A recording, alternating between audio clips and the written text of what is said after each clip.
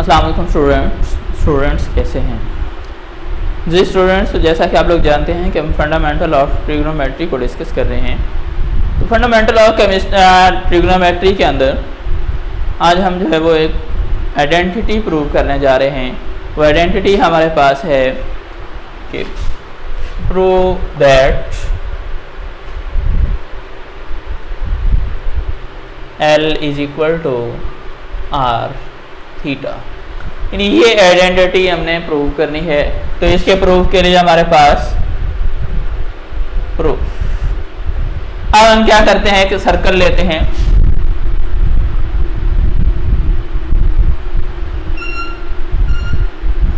ये हमारे पास सर्कल है, इसमें जिसका सेंटर हमारे पास क्या है O और इसका रेडियस हमारे पास क्या है R।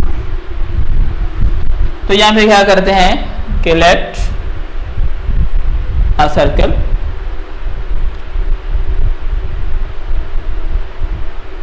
Of centre O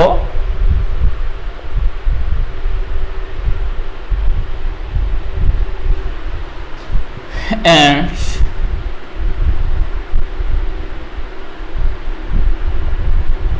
its radius r। कि हमारे पास एक जो है वो क्या है सर्कल है जिसका सेंटर O है और उसका रेडियस जो है वो क्या है r है।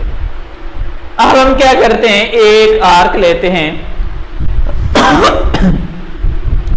आर्क में हम ये जो हमारा सर्कल है इसकी सरकमफ्रेंस का एक पार्ट ले लेते हैं, एक स्मॉल सा इसका पार्ट ले लेते हैं और उसकी लेंथ हमारे पास क्या होगी L होगी। और ये हमारे पास पॉइंट जो है वो A है और दूसरा पॉइंट जहाँ तक हम उसको ले लेते हैं और दूसरा पॉइंट हमारे पास क्या है B। यानी हमने क्या कर दी एक आर्क ली यहाँ से और क्या कर दिया उसकी लेंथ को हमने L का नाम दे दिया और वो आर्क हमारे क्या बन गई AB आर्क है और उसकी लेंथ हमारे पास क्या है L है। और वो क्या कर रही है दोनों रेडियाई के बिटवीन यानी सेंटर पे जो एंगल है वो क्या कर रही है थीटा बना रही है। तो अब हम क्या करते हैं कि टेक का arc length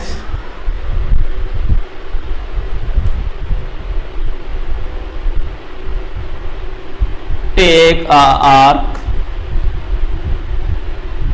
A B whose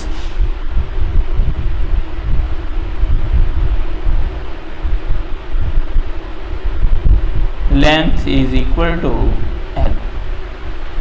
हमने क्या कि एक आर्क ली और उसकी लेंथ को हमने क्या नाम दे दिया जो है वो L और उसका जो एंगल है एंगल बल्कि सेंट्रल एंगल, क्योंकि जो सेंटर पे बना रही है तो हम क्या कहेंगे central angle of AB arc और उसको हम क्या नाम दे देते हैं थीटा का। हमें नहीं पता कि वो कितना एंगल बना रही है। तो हम क्या करते हैं एक और आर्क लेते हैं जिसकी लेंथ जो है वो एक आर्क हमने यहाँ पे ले ली, उसकी लेंथ जो है वो क्या है रेडियस के इक्वल है।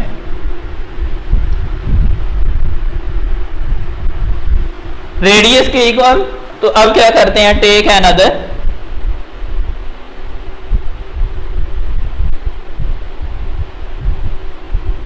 Take another arc. अब वो हमारे पास पॉइंट A है, B हम पहले कर चुके हैं तो इसका हम नाम दे देते हैं C का आर्क AC whose लेंथ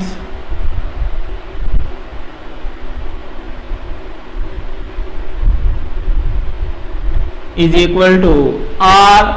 तो स्टूडेंट्स देखिए जब लेंथ और रेडियस जो है ये दोनों सेम हो जाते हैं तो हमने उसकी जो है वो जब एंगल की डेफिनेशन में जब एंगल के यूनिट्स की डेफिनेशन कर रहे थे तो हमने रेडियन की डेफिनेशन पढ़ी थी कि जब एंगल बन रहा हो सेंटर पे वो 1 रेडियन होता है। कब जब रेडियस ऑफ सर्कल और जो आर्क लेंथ है वो दोनों क्या हो जाते हैं, इक्वल हो जाते हैं। तो अब देखिए हमने आर्क लेंथ जो ली है वो क्या है, वो रेडियस के इक्वल है। तो इट मीन यहाँ पे बनने वाला एंगल जो है वो क्या है, वो हमारे पास 1 रेडियन है। तो इस थीटा को भी हम रेडियन का नाम दे दें तो ये जो है वो क्या बन जाएगा, मेजर आ जाएगी। तो अब हम यहाँ पे क्या करेंगे, हम ये कहेंगे कि सेंट्रल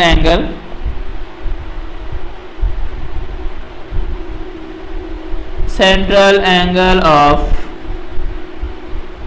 AC आर्क, जो आर्क AC है उसने अपना सेंट्रल एंगल कितना बनाया और वो हमारे पास कितना है, 1 रेडियन। तो अब हमारे पास बहुत जो आर्क्स हैं उनके हमने क्या कर ली, लेंथ भी फाइंड कर ली और उनके एंगल्स भी फाइंड कर लिए। तो ये जो हमारे पास होती है ये जो है वो एलिमेंट्री ज्योमेट्री कहती है कि जो एक से ज़्यादा यानी जो हम 2 आर्क्स ले रहे हैं उनकी लेंथेज और उनके एंगल जो है वो उनमें एक प्रोपोर्शनल ये एक जो है वो क्या होता है, एक मखसूस रिलेशन होता है। अब देखिए ये हमारी आर्क AB है। आर्क AB जो है वो क्या करेगी, वो O पे सेंट्रल एंगल बनाएगी और आर्क AC जो है वो भी क्या करेगी, वो बनाएगी उस पे O पॉइंट पे एंगल। तो इन दोनों के बिटवीन जो है वो एक रेशो होगी और वही रेशो जो है वो क्या होगी, उनकी लेंथों में भी होगी। तो उसके मुताबिक जो है वो हमारे पास क्या आ जाएगा, मेजर एंगल AOB ओवर में आ जाएगा मेजर एंगल AOC। तो जब यहाँ पे है तो इधर भी वही चीज आ जाएगी। जब हम पहले जो है वो AB ले रहे हैं, AB आर्क का जो है वो क्या कर रहे हैं, एंगल ले रहे हैं यानी AOB कर रहे हैं। तो इधर क्या आ जाएगा, मेजर ऑफ लेंथ जो AB है, AB आर्क की जो लेंथ है वो आ जाएगी। ओवर में क्या आ जाएगा, क्योंकि AC का हम जब वो सेंट्रल एंगल ओवर में ले रहे हैं तो यहाँ पे लेंथ भी उसी की लेंगे। तो ये क्या आ जाएगा, मेजर AC आर्क। अभी हम ये वो यहाँ से जो हमने वैल्यूज ली हैं वो यहाँ पे पुट करते हैं। तो हमारे पास एंगल ऑफ AOB यानी AB आर्क जो एंगल बना रही है सेंटर पे, उस एंगल का हमने नाम दिया है थीटा रेडियन का। तो यहाँ पे क्या आ जाएगा, यहाँ पे आ जाएगा थीटा। और जो AOC यानी AC आर्क जो सेंट्रल एंगल बना रही है वो हमारे पास है 1।